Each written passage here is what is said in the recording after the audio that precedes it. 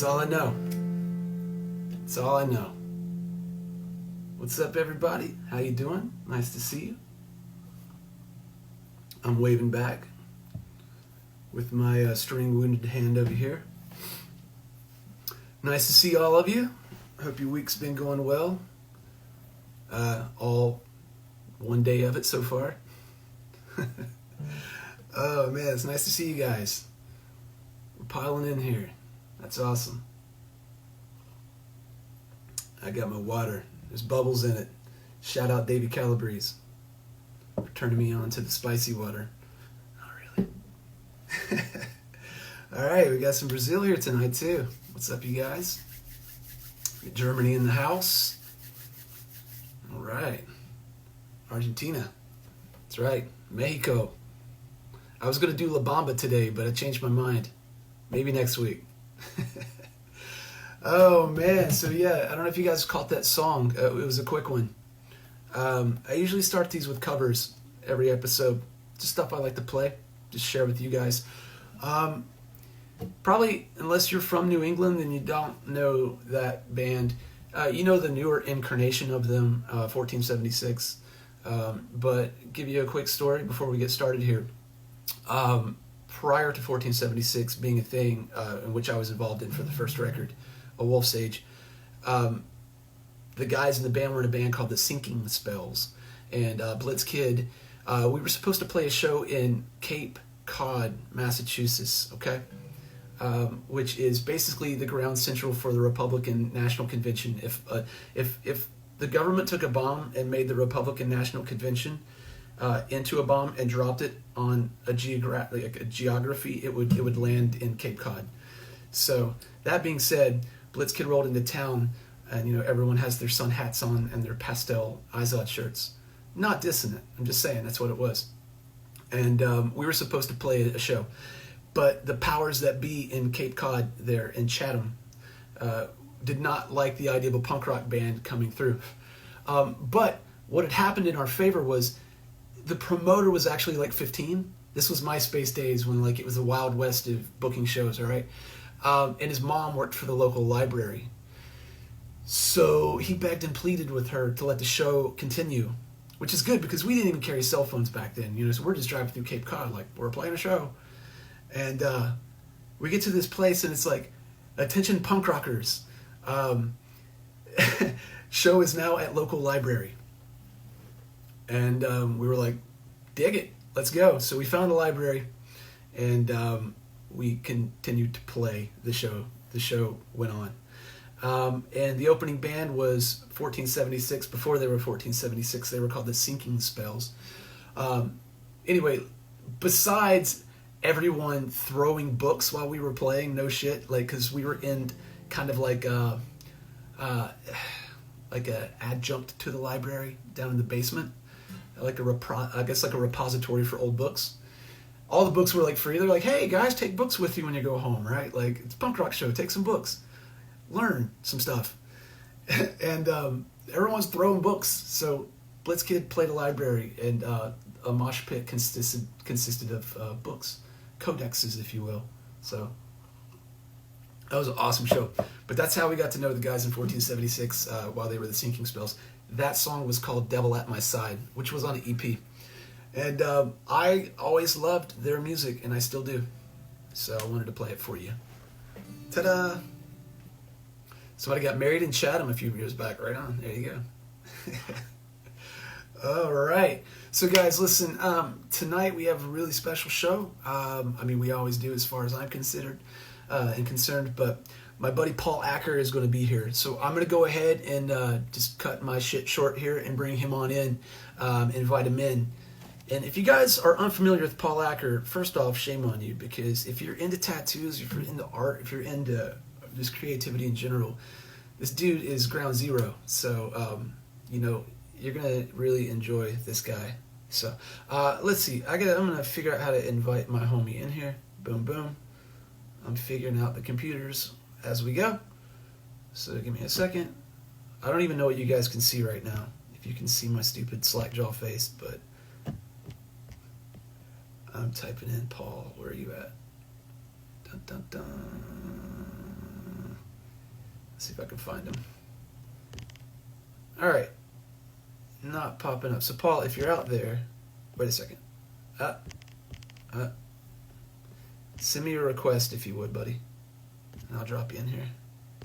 All right. Yeah. The files are in the computer. That's my weekly gig, man. That's my MO. I gotta figure out how to do it, right? If you guys were here last week, then you saw me and TB fumble like chimpanzees trying to open a coconut. Yeah, I saw Paul join here a minute ago, so if you're out there, go to the bottom where you see the two smiley faces. That's me and you. Touch one of our smiley faces. Oh, here you are. Waiting for Paul Acker, everybody. I'll get it. It's episode 6, but by the 10th one, I'll have this figured out. Yo! Did it work? Hey, what's up, dude? What's up, man? How are you? Good, man. Couldn't be better. I'm in the Matrix. So, yeah. Your attention punk rocker story was cracking me up. Oh, my God, man. They were giving us books. Yeah. They were like, take some books with you, please. I still actually have some of the books, man. I really do. Fuck it. Free is free, you know? Sonnets from the Sea, man. It still sits on my bookshelf right now. Nice. Dig it, man. You got some purple streaks happening. I like it. Yeah. When I got my head tattooed, I had to cut like all that hair off. Yeah. I kind of didn't know what to do with it after, so I was like, I'll just dye it weird colors. That's it, man. It works. Are you cutting your own hair right now? Are you in that boat? No, I've been growing it. You know, my girl's my beautician, so she makes sure my shit's looking good. As you can tell, I look like a shipwrecked sailor over here, man. I was about to tell everybody right now. Like, I just realized today, as this was about to start, I only have 6 t-shirts. So this is episode 6. Yeah, and so you guys know the bottom of the barrel. I mean, you got a backdrop going. You're doing good. Looks sick. I'm just gonna go shirtless, man. And black out some teeth next week. So yeah, sure. True West Virginia. Are you guys getting a weird? Can you hear me okay over there? Are you getting a lag? Oh no, I can hear you. You're talking to me. Yeah, I can hear you fine. So just wasn't sure. So what have you been up to, buddy, in this quarantine days? Trying to keep busy, man, any way possible. Just working on tons of art outside of tattooing, obviously. So I saw you just released some shirts. Yeah, I launched a t-shirt, like a brand company back in October, and it was going really good, and it was kind of going too good, and I kind of couldn't keep up with it and tattoo at the same time. Right. So I took a little bit of a break, and I was trying to figure out a way to maybe hire a few employees and actually move into a building and do that, you know, the merch business, the t-shirt stuff as like a real deal thing. And then all this happened. So now it's just me again, just doing it out of my house. But honestly, it's fun and it's keeping me busy. So doing designs for it as much as I can, you know. Yeah, it looks rad, man. The Xenomorph looks badass. Oh, thanks, dude. Oh, that's badass, dude. So I was sharing before, you know, we were doing this episode the past few days leading into this. I was sharing the artwork that you did for the Ghostlight Waltz video, and oh yeah, I mean, you don't need me to like introduce you, but I was just telling everybody before you came on, I was like, if you guys aren't familiar, like badass art, badass artwork. So, you know, thanks, dude. Yeah, problem, man. I'm glad to see your shirts, man. Those are awesome. And I'm glad that you. Yeah, I'm rocking. We just did this one. It's a Crypt Keeper. That's cool as fuck. You know, we're trying to, you know, I'm just trying to make some shirts, get some cool artists involved, and just do some cool T-shirts that I always wanted to kind of see or something, you know. I do know, man. I'm telling you, man. Like, I'm sure you've done your own shirts and your own merch and stuff before. It's a lot of work, you know. I've done a few shirts, man. I was joking before, like back in the Blitz Kid days, man. We would roll through towns. We didn't have merch. Yeah. We were just. I mean, we considered burnt CDs merch, right? And like we at that point in time, we hadn't really equated time as money. So I would just sit in my room with, you know, the spindle of CDRs and just churn these things out, man, and print out the layouts and take the old like paper cutter and cut them together. And that was it, man. And like people would say all the time, like, where are your shirts? And shirts were just elusive to us because, Yeah. now it's a little bit better with drop shipping and things like that. But in the day, you had to literally fork out on the front end a lot of money for shirts if you're a punk rock band. Oh yeah, yeah, for sure. And then the sizes, you're like, you never had the right sizes. We never did. So we were like, here's some burn CDs. Take them. That's every convention I go at. I know I can't bring, I can only bring a certain amount of merch and a certain amount of T-shirts. So I grab what I think people are going to want, and whatever I bring is always what, I don't have, like what people, they want the opposite. Fuck, I don't have that size, but that's just how it works. It's rough, man. I know I've been playing in the band now for over 20 years, and like I still don't know how to buy T-shirts like correctly. It's hard, man. You have to. I'm working on getting my wholesaler's license. Once you get that, I got the LLC going for the T-shirt thing, so it's all separate. You just gotta jump through some loops and to get a little bit cheaper. And I got the machinery. Just doing it all yourself kind of cuts out a lot of costs. That was my thing when I was getting merch just for the tattoo shop. We were outsourcing it all, and it just. You don't really see much of a return. It's nice for the clients and stuff as a souvenir, but to do it as an actual business, you really have to kind of figure out ways to really have at least make a profit so you can keep doing it. It's a lot of work, man. I attempted,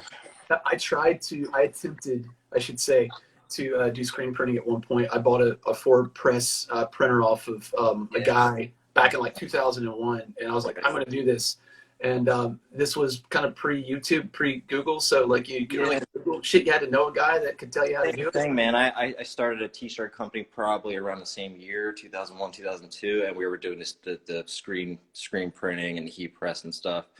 And it was just so fucking hard. It is, now they have like it's called like a direct-to-garment printer where you kind of prints it like any other printer, but.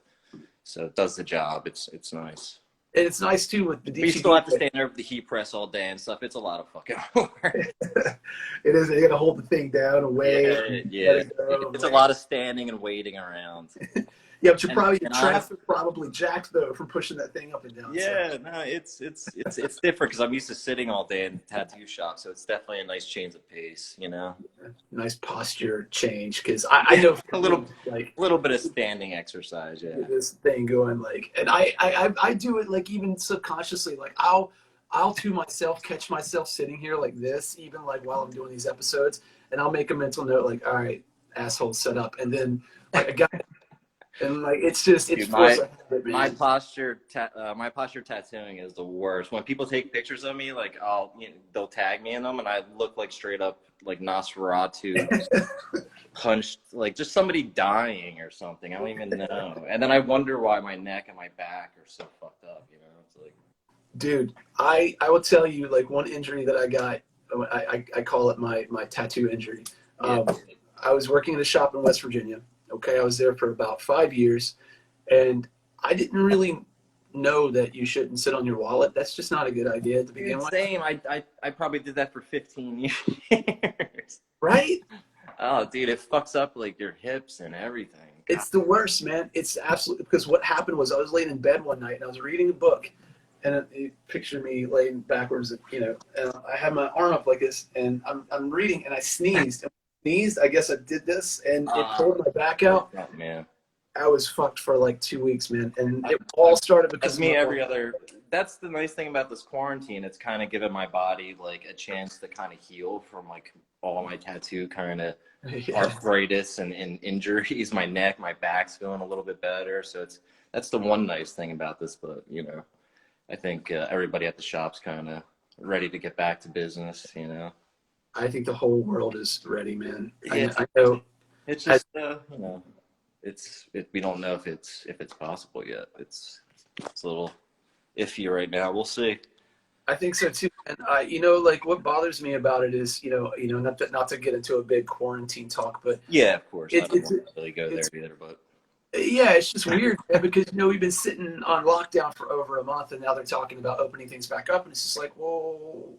Is it gone yet? Because could that potentially make things way worse for us Right. 2 months down the line where we have to close for Right. 6 more months. Like I just, we're kind of already, Yeah. luckily my shop's been open for a few years and we've always made sure, because we're pretty conscious that tattooing is a luxury, just like Yeah. getting your hair done, getting your nails done.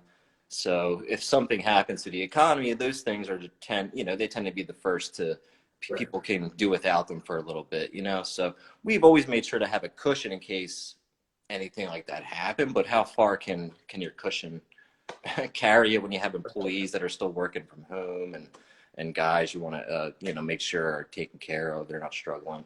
So I think it'd be nice to return, but I'm just keeping myself busy at home just in case.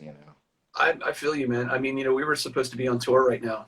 I mean, at Yeah, this. I know you were playing like real close to my birthday, and I was super Yeah. excited to fucking. I haven't been able to see your last couple of shows because I'm always, Yeah. appointments come first.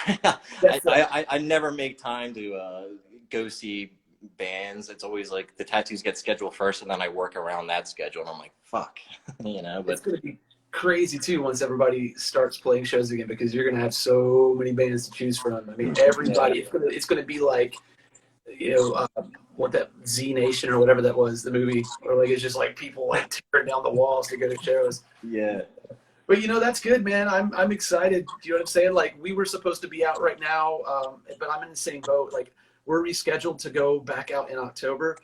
There's talk that it won't be, the world won't be ready by then. I really don't know. All I know is I'm just praying for the best, hoping for the best.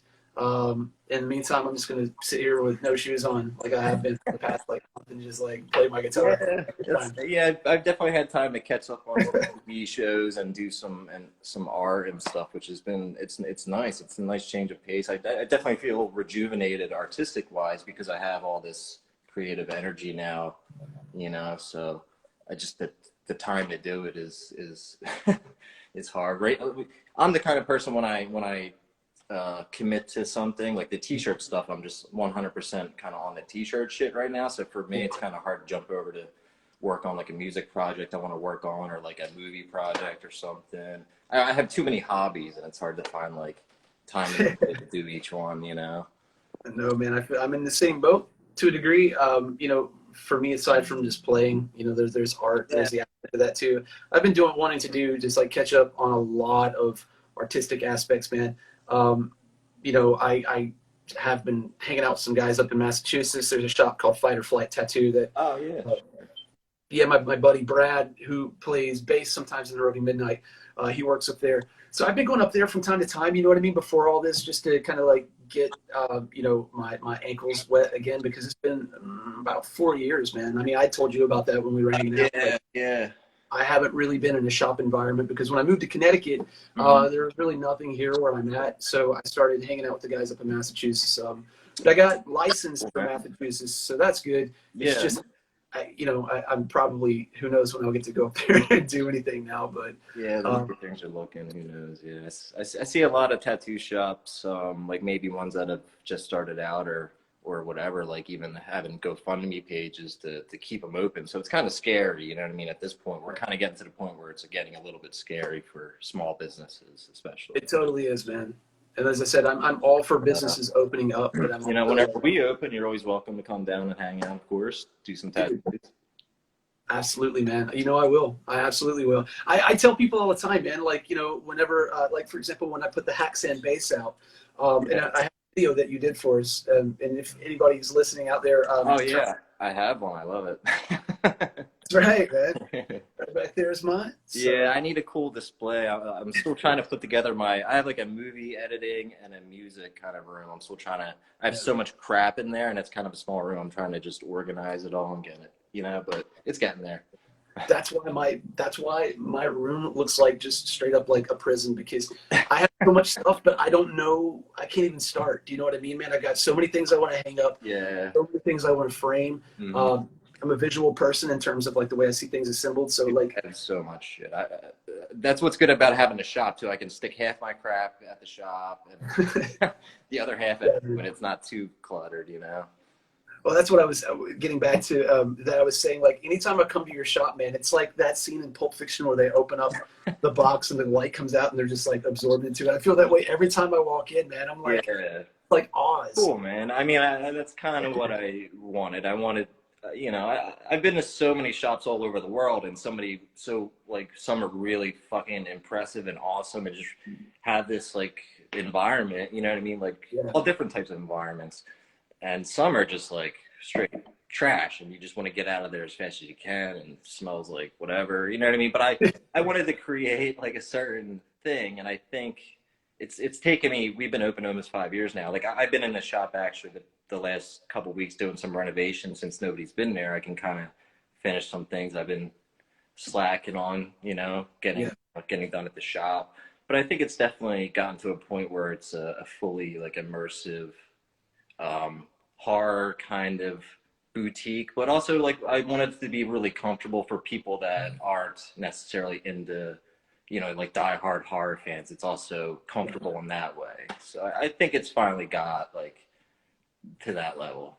I would very much say that it hits the mark. And I want it to be comfortable for us too. Like I have a fucking movie theater in there because I just wanted to be able, like after a full day of tattooing, we can go in there, hang out, watch a movie, relax, whatever. You know what I mean? Have that kind of like that that fun experience at the shop too, not just all work. And it's a little bit more, creates a creative environment that way, I think. I agree, man. It's an experience. You know what I mean? Like, and that's what you want. It's like going to a venue or, even on a lesser scale, like a restaurant. Do you know what I mean? Like if you go in, there's elements that, can or will not bring you back. And, if it's taken into consideration, as in your guys' case with Seance, it becomes an experience. And it's just like seeing a band. Some bands have, nothing on stage. And some bands have the scrims and the backdrop and the lights. It just depends on. When I was, I had a shop before that, and I had a partner, and it was kind of like I kind of had to settle for some things, and kind of, it ended up being a little bit more like a traditional kind of style tattoo shop than I wanted. So I knew with Seance I wanted to kind of go all in what I would want, what I would want to walk into it, as a client, and be comfortable and get tattooed at and stuff. So I feel like it definitely turned out a little bit more, like it has a lot more of my personality, and it's definitely important, like that immersive experience, because, the music, how everybody's kind of treated in there, it all goes together. So, I worked really, really hard to try and create that like comfortable, tattoo shop.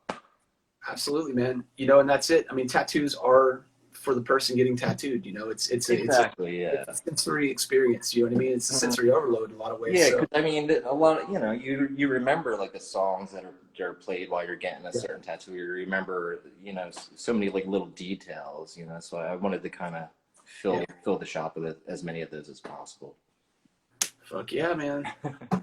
We gotta. So I was telling everyone as well about the Ghost Light philosophy. That whole thing. I didn't really go into it as to like how it came about, because but essentially everyone out there, I know as far as my people that are tuned in right now, they've seen the video, and as far as I'm concerned, it's one of my favorites that we have as far as the Rubber Midnight goes. But that means a lot, because the videos you guys did for that whole round of that whole album were just fucking amazing. Thanks, man. Yeah, really pushed the bar, I thought. So I when I saw your other ones, I was like, oh shit, I have a lot to live up to now, Yeah, man. Like, so for everyone out there, I mean, more or less what happened, we were playing, I think, where were we playing? In the Tusk or somewhere, in Kung Fu Necktie, I believe it was. Kung Fu Necktie, yeah. I just remember it was freezing fucking cold, man. Philly so often is anywhere between November and May. Yeah. But I remember, like, we were talking, and you were saying that you had gotten, all the equipment, the film equipment, the cameras and stuff like that. And like, yo, dude, like, I've got so many. It's been a slow building hobby over the last like 5-6 years, filming and getting more and more equipment and stuff. So yeah, I was just getting into it. I think when I pitched you maybe the idea, I don't really remember quite. Maybe we were just kind of talking about movies or something. Like always. Probably, dude. That's that sounds like not a far stretch. No, but that was fun, man. I was, like I was explaining to everybody.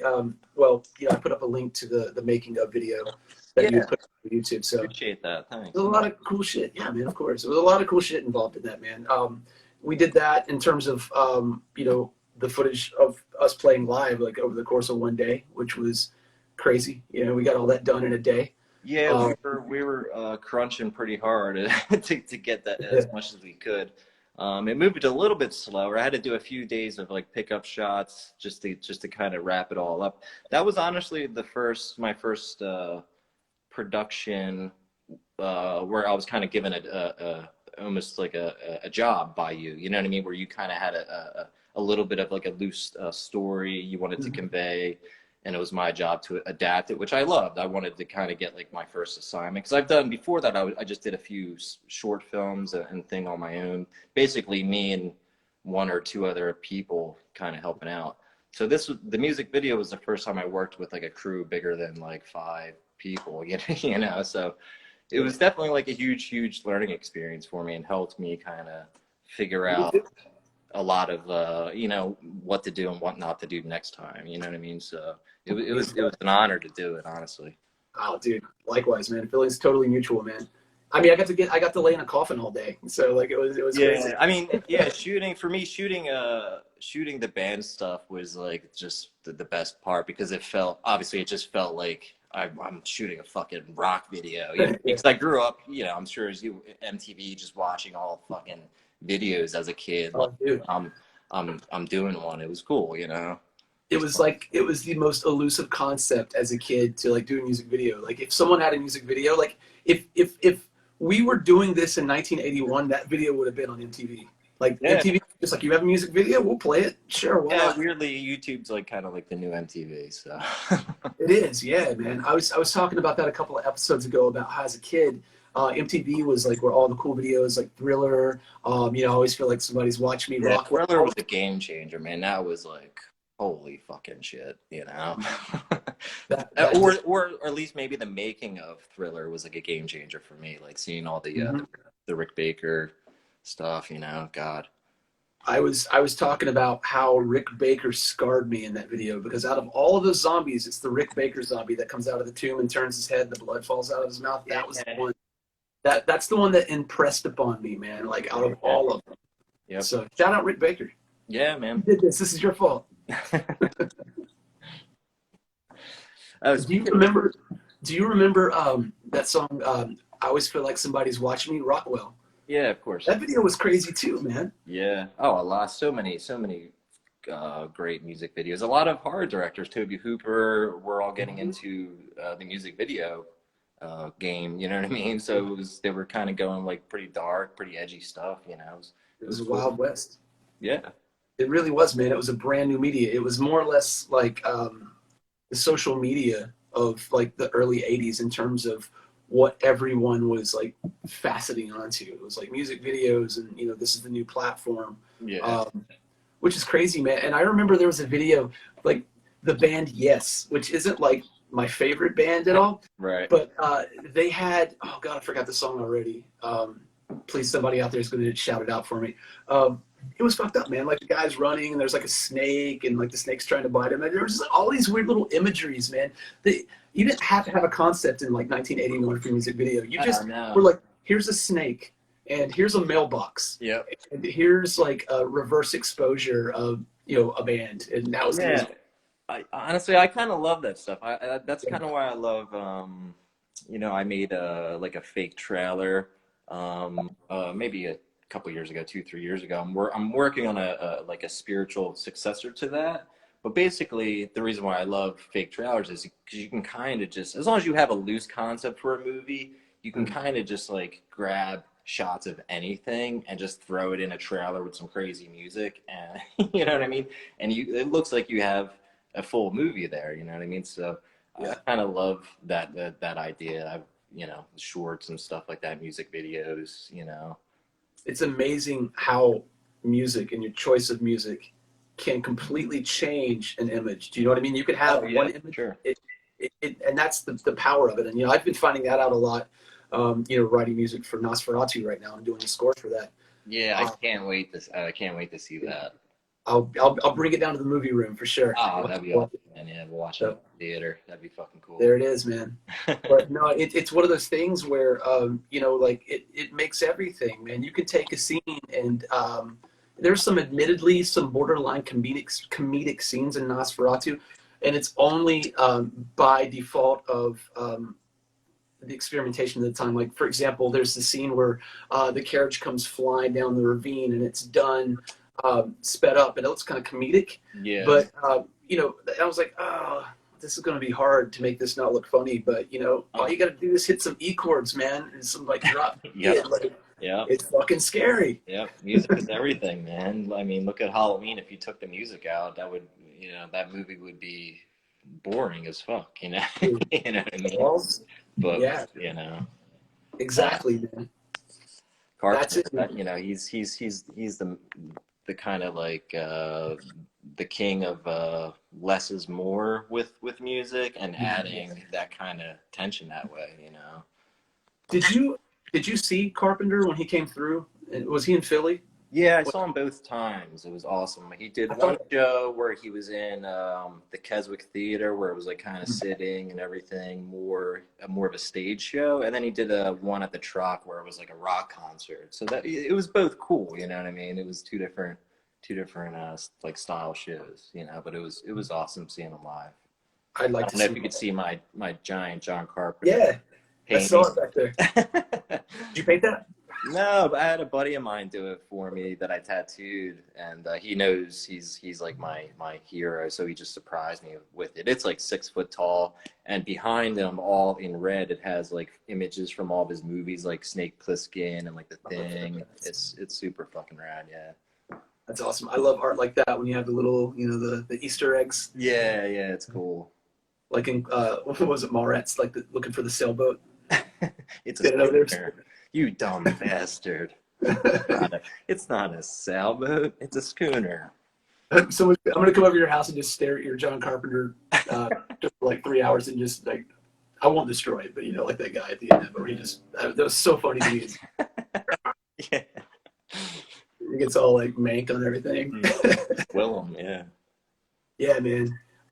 So jumping around here, because there's obviously no real format here to what I'm doing. And there's always so much to talk about when me and you see each other. We're always fucking just... Exactly. It's just weird to like maintain eye contact with you like so long, because you know what I mean? Like, yeah. You're just like, hey, what's up, dude? But like, I'm like trying to watch where everything is in my little world right here. But yeah, so as far as movies go, what I've been doing here, and if anybody's just tuning in for the first time, is every week I'll give people like a movie. I was telling you about this. Earlier when we were talking earlier last week. Yeah. Just to watch, man, just some stuff that I like that I think's really good that a lot of people probably know about. Like, I'm not assuming that people don't know about it, but there are some movies that tend to get swept under the rug, I feel like, and I've been kind of going through something that could use a little bit more of a cult following, Exactly. So like we did White Zombie, we did Mary Riley, and we did Cat People, and then we did Oh yeah, dude, Val Lewton. I mean, talking about less is more. We were talking about that the week before last with him. Yeah, how he's like some of the best suspense building in that movie. Yeah, it's great. Absolutely, man. It's like he's like the visual approach to like what you're saying with that Carpenter in terms of the minimalism. Yeah, and that's kind of what I wanted to go with in the Ghost like Waltz video, is kind of less is more. Just a little bit more like creepy shots, like here and there. You know what I mean? And make it a little bit more disorienting and not so, have too much of a structural narrative, a little dreamlike. I always love stuff like that. Absolutely, man. I mean, like one of my all-time favorite movies, and you've probably seen this too, is Vampire. It's 1932. Yeah, of course, yeah. Carl Dreyer. Mm-hmm. It's kind of a silent movie, but kind of not. It's just like on that cusp of sound. It's the same as like White Zombie. White Zombie had just like, kind of entered into that realm. Yeah. All film had just entered into that like world. But it's just such a dreamlike movie, man. You know what I mean? And I think a lot of that has to do with the fact that Dreyer, which I didn't know this for a really long time, but he put cheesecloth on top of the camera lens to give it that diffused look, and like Yeah, sure. it's so like enchanting. Is like, I know that sounds so like Right. antithesis of a horror movie, but it has that element to it, man. Yep. And I know what you're saying with Ghost Light Waltz. When you sent me the storyboards, I remember you sent me storyboards. I was like, this is fucking great, storyboards. That's what's great about being an artist and working with so many other artists. I have a guy that I work with at the shop who he actually does a lot of storyboarding, or he does concept work for sci-fi channels. So he pitches them a lot of movie ideas. We'll send them full, comic panels of like all the characters and stuff. So Right. he's kind of used to banging out, little sketches fast and stuff. So I just pretty much told him the whole layout of the video, and he knocked that out in an hour, all those like little storyboards and stuff. Cool. And then we had the video there, and it made it so much easier on the day, just to grab the shots what we need specifically, and so we don't waste time. Now, did you do the makeup? You and Buzz did the makeup? Yeah, me and Buzz always on Blair, right? Yeah, he has a comic called The Living Corpse that's got a pretty nice cult following. He's got a couple like an animated movie based on it too. It's pretty cool. But yeah, he went to a Dixness makeup school years ago. So awesome. He's kind of comes from that old school makeup, the Dick Smith, Tom Savini era. So he knows all those like old school tricks.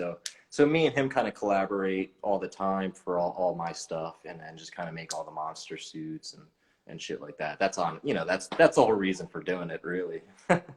I love that whole analog approach to to like makeup, because I love CGI. I appreciate it. I think like anything, like it's like the debate of the Misfits. People go, "Oh, do you like the old Misfits or the new Misfits?" I think that they both have qualities that are endearing and that are important. And it's the same with dude. I mean, honestly, we used a lot of CGI in the Ghost. I don't know if you know this, but we used a lot of CGI in the Ghost Light Waltz video, but just as like little accents to things. Like we added the Ferris wheel and the forest, and just like little things here and there to add some creepy elements. I mean, we wish we could have filmed at an actual like amusement park, like in a rundown amusement park, but it just wasn't feasible. So we just had to kind of create our own little kind of hellish carnival scape or something, I think I may have told you this too, because when I first saw that opening scene of the Ferris wheel in the background, there is an old rundown amusement park. Yeah, you told me by where I lived.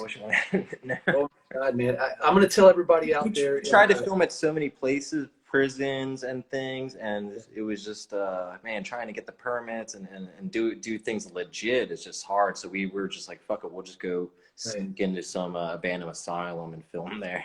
do it the old-fashioned way, Yeah, no, I remember you were having some red tape with the permits. You were originally trying to do it in the state hospital, right? Is that where it was? Or yeah, something like that. Somewhere some old rundown state hospital or something. Yeah. So the interesting thing about that amusement park, just to tell everybody out there really quickly, because I always interject like ghost stories when I can. That's awesome. Where I'm from, there's a town called Spanishburg, Virginia. And it's only about like half an hour, maybe even less, from where I'm from in Bluefield. And back in the 50s, there's a Wikipedia page for this too, if you guys want to check it out. Just look up Lake Shawnee, Shawnee, as in the Indian tribe. And there's a reason why. What had happened was in the 50s, a guy had purchased the land, and then he put an amusement park on it. And there was like a Ferris wheel, chain swings, and spring-fed pond. And what had happened was someone drowned at one point. And I mean, this is the 50s, so it was kind of like the parents showed up and the guy was like, "Hey, I'm sorry your kid drowned." And they're like, "Oh, we got 3 more. It's okay, I guess." And there was no lawsuit, but they shut it down. Yeah. And then back in the 80s, when I was a kid, like 86, 87, my aunt lived about a quarter of a mile away from it. And I could see the top of the Ferris wheel through the trees in the cornfield behind her house. Oh, wow. And we would always like look at it and be like, "Oh, we want to go over there." And they were in the process of opening it up. Something happened and they didn't. Mm-hmm. But it more or less, I guess it was around mid-80s, they tried to open it again, and then someone got killed. I'm jumping ahead here, but there was a chain swing.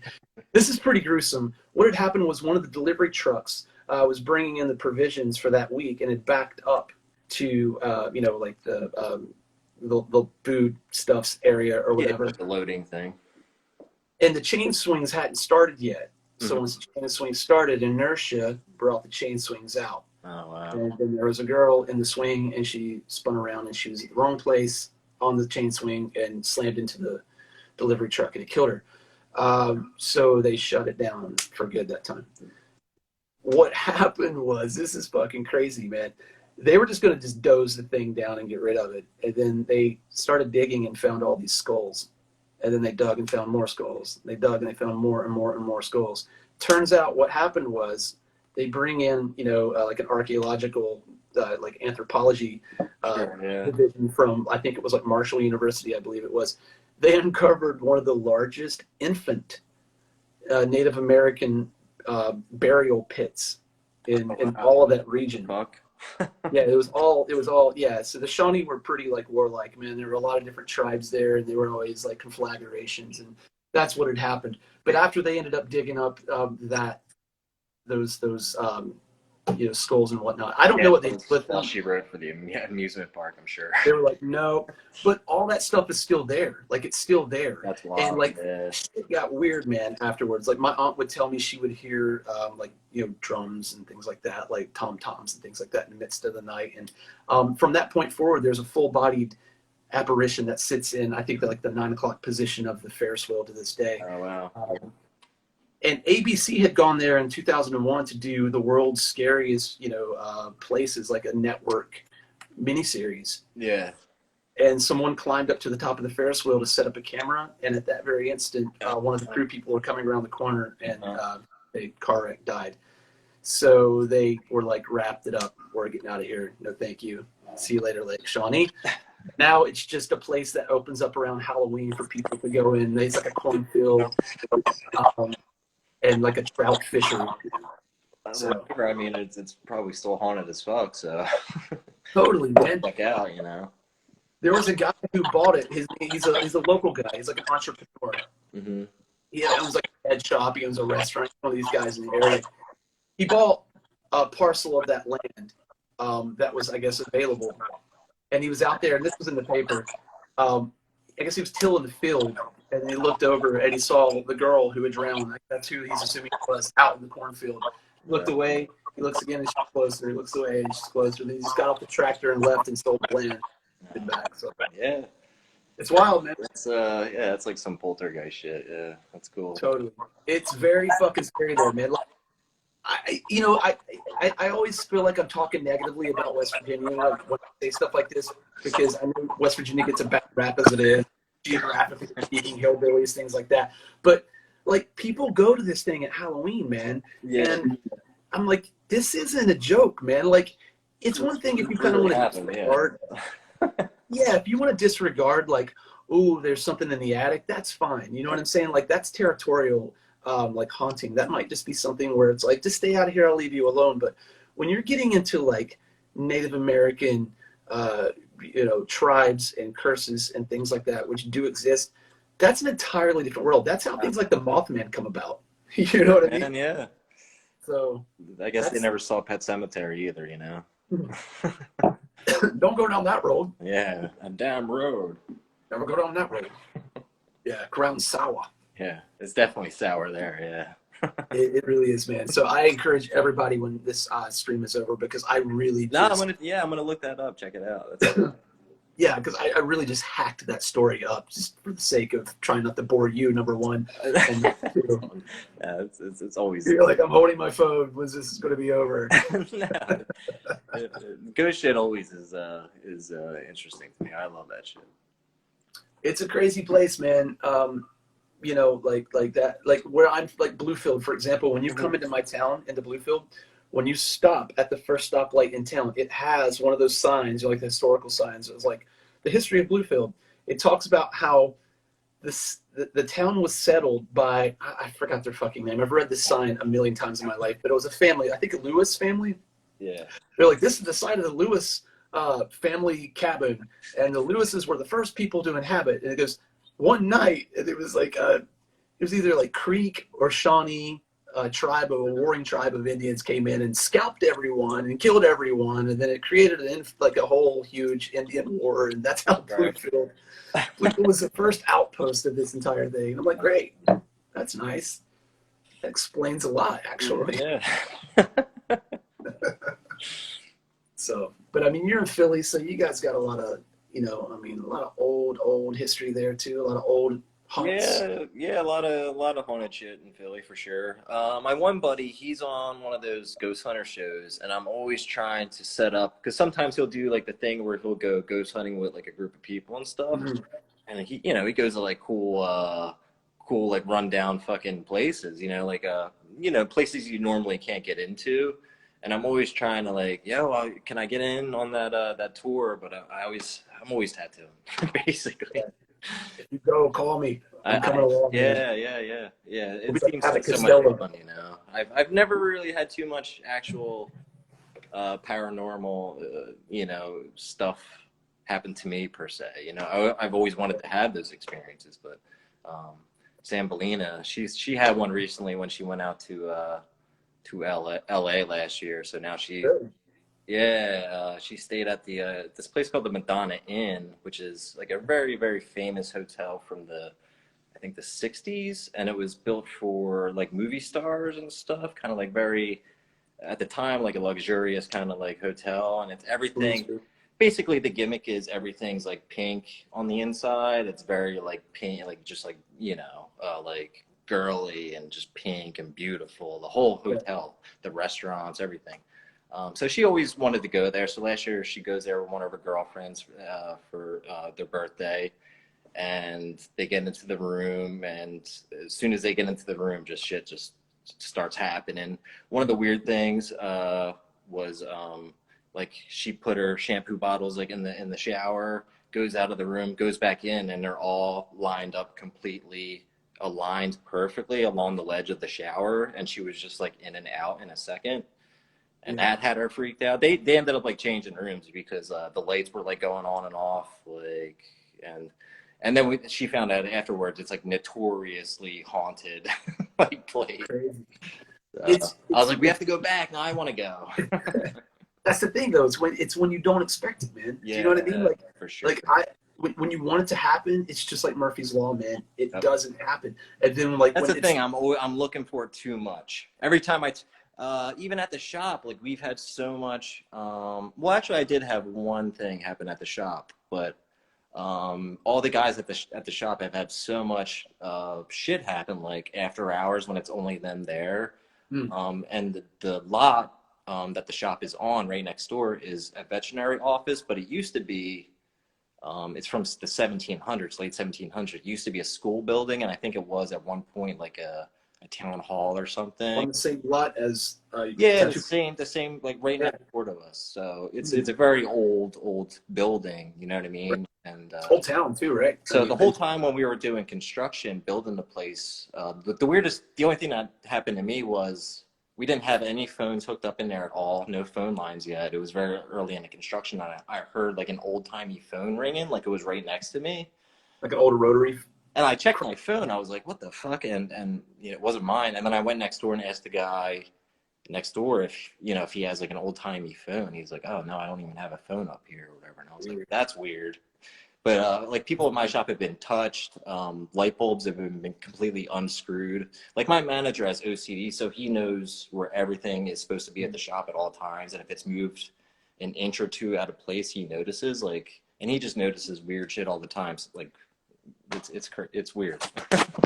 It's funny, man. Light bulbs must be a thing because I was talking about that the week before last when I was in Germany. I was staying at a hotel, and I was in the bathroom and I was getting ready to brush my teeth, and there was a glass shelf in front of the mirror. The glass, a little water glass on the doily, was turned over and it was sitting there, and it just right across the glass in front of me. Wow. I was like, what the fuck? So I left and was like, all right, I didn't see anything. I'm gonna lay down. I'm gonna watch Family Guy in German and pretend I know what's going on. I'll go to sleep. And I had this feeling of just someone being on top of me, and I could see. It sounds so cliche, but I could see like the girl with like the black eyes and the black hair, like this haggish. The grudge girl. The grudge girl. Like you got straight totally. up grudge. Damn. I got grudged, bro, and like I couldn't get up, and then I finally got up, and I ran out like like Abbott Costello, like go ghosts. So I come running, and I go outside and I lock myself out, and I'm out there for like hours. It's cold, and I'm like not in clothing properly, for that weather. Throwing rocks at the window, trying to get back in, and then when I finally get back inside, the guys from Crypt Keeper 5, they're like, "What are you doing outside?" And I was like, "This is what happened," and I'm telling them about it. And some of them are like, "Oh, that's kind of fucked up," and a couple of them are like, "Yeah, whatever, you're crazy." And at that point in time, the naysayers, as they were naysaying, the light bulb exploded on the wall. Oh It shit, no, really? exploded, man, like, psh, and everyone just silently went back to their room. And we didn't talk about shit the rest of the Cool. night. We just got up the next What's your day. favorite? What would be like your all-time favorite ghost movie? Would it be Shining or All-time maybe like favorite. haunted house movie? I guess. Hmm. So I'm partial. It's so from a campy standpoint, I like 13 Ghosts, like the old 13 Ghosts. Yeah, dude. The original House on Haunted Hill too. All the original Will and Castle stuff is great. You know. Totally, Yeah. totally, man. Crimson Peak, I thought was cool. I thought that Oh was a yeah, cool one. yeah. It's a beautiful movie. Just the aesthetic and Absolutely. everything. It's just you know you can watch it over and over again just because of the visuals. You know, it's great. Yeah, it's like a visual phantasmagoria, man. Every time I watch it, I love romantic, I love gothic, I love that era of I'm the same literature. way. Yeah. What the hell's the name of that movie? It was a Hammer movie, a new one. The Woman in Black. Same thing. I thought that was like really Oh, shot really well and kind of had that Hammer vibe. You know what I mean? But they did all the ghost stuff like really well too. Sometimes I don't like when ghost stuff is too heavy-handed. It's too too like in your face, like shit's happening all the time. Oh, another one is Innkeepers that I really liked because it was really, really subtle, the yeah. ghost stuff, and I appreciated that. That's a I good. don't know if I've seen that one. Is that what? When is that? Or when was? It's from like 2000 and maybe like 12. It's House of the Devil, that movie House of the Devil. He made that movie. Ty West, the director, he made that movie right after House of the Devil because the hotel that they were staying at in Massachusetts was extremely haunted. So the whole crew had experiences the whole time they were there. Yeah. So his next movie, he just wrote a script about that hotel and actually went back to the hotel and filmed it there and based the clerks that work at the hotel like on the actual clerks and stuff. It's a cool movie. It's very, very slow paced. More along the lines of like House of the Devil, like very Polanski-esque. Yeah. So it's cool, yeah. Man, I like the kind of slow burner horror Oh, I movies. prefer, yeah. I do like I like a lot. It's just like music. I like a lot of things. Some days I might want to listen to some old outlaw country. Some days I might want to listen to punk rock. Some days I want to Yeah, watch. I'm the same way. I jump all over back and forth. Some days I'll be listening to death metal, and then it's not like synth, pop, whatever. Sometimes Straight up. people laugh at my playlist at the shop because it just goes from one extreme to the next. I'm like, Yeah, I don't know. it'll go from like Old Man's Child to James Brown. That's like my playlist. Do you know what I mean? Like it's just Exactly. Yeah. Yeah. so stuff. Yeah. Me too. It's all over the place. But yeah, man, I think as far as ghost movies go, like maybe a little more. I don't want to say more serious, not to like to kind of compare them or like place value on one approach over the other, but Poltergeist, Yeah. man, is just one of those. It's so like obvious, but dude, That's it's one of the ones that's like over the top, but it like works. You know what I mean? Like it yes, really works because it's relentless kind of. Like you either have to go for it or you have to like kind of pull back, you know. yeah, There's and no medium, I don't think. yeah, and I feel like Poltergeist is also a product of the era of horror movies that it was generated in terms of it seemed like everything was over the top, man. I mean, you look at RoboCop, for example. I mean, granted, these aren't like the same year, but I mean, RoboCop. When's the last time you've seen a cop movie where someone's getting shot for like 10 minutes? It's just exploding in blood. Yeah. Oh, I miss those days. Trust me. Yeah. We need to see more of that. I feel like Poltergeist was just kind of in that mentality of just pull all the stops. You know what I mean? Like Yeah, for sure, man. That's my bag all the way. That shit. it's like Amityville horror too, man. Like that used to scare the hell out of me when I was a kid. Just my aunt had like Yep. a book and it had the two like Dutch windows and it looked like the face and I was like, Yeah. I can't wait to see this, man. I just saw the book and I was like, this is going to be amazing. And of course it was disappointing to find out that the whole thing was a hoax. Like much later on in life, I was like, nah. Yeah. The stories. It's a little hard to believe these days. The more documentaries that come out about it, it's very all over the place, but still cool, still interesting, still a good. Absolutely. Absolutely, man. I mean, I got into a podcast over a couple of tours ago, and we were just driving across the country for long periods and spanses of time. And there was one. It was called "Stuff You Should Know About." It's one of those podcasts. Okay.